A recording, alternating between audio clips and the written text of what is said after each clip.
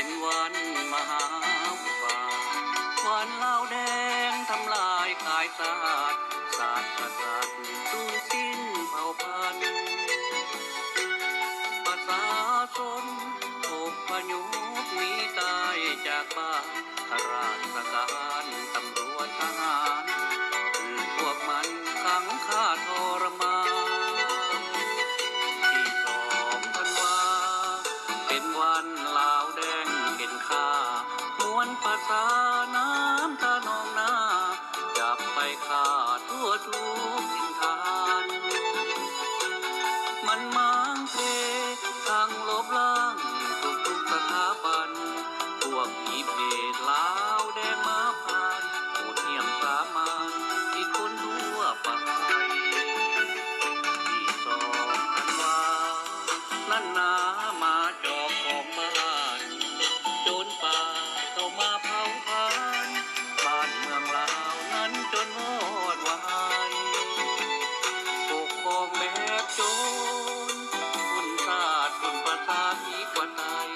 ขายสมบัติทรัพย์สินมากมาย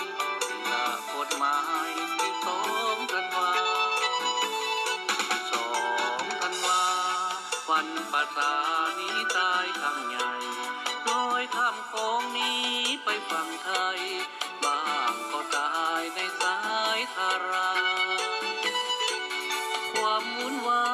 ยเกิดจากที่2 ธันวา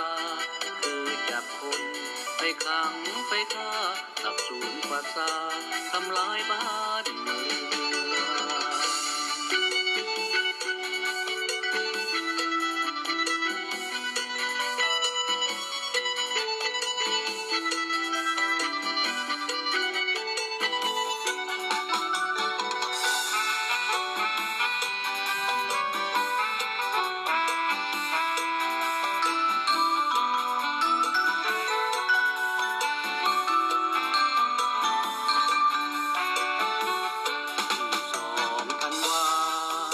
นั่นนามาจอกของบ้าน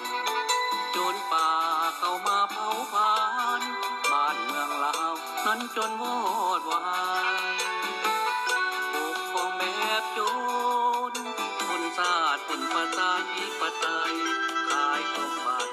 ทรัพย์สินมากมายที่ละกฎหมายที่2 ธันวาที่2 ธันวามวลประชานี้ตายครั้งใหญ่ลอยข้ามโขงนี้ไปฝั่งไทยบ้างก็ตายในสายทารา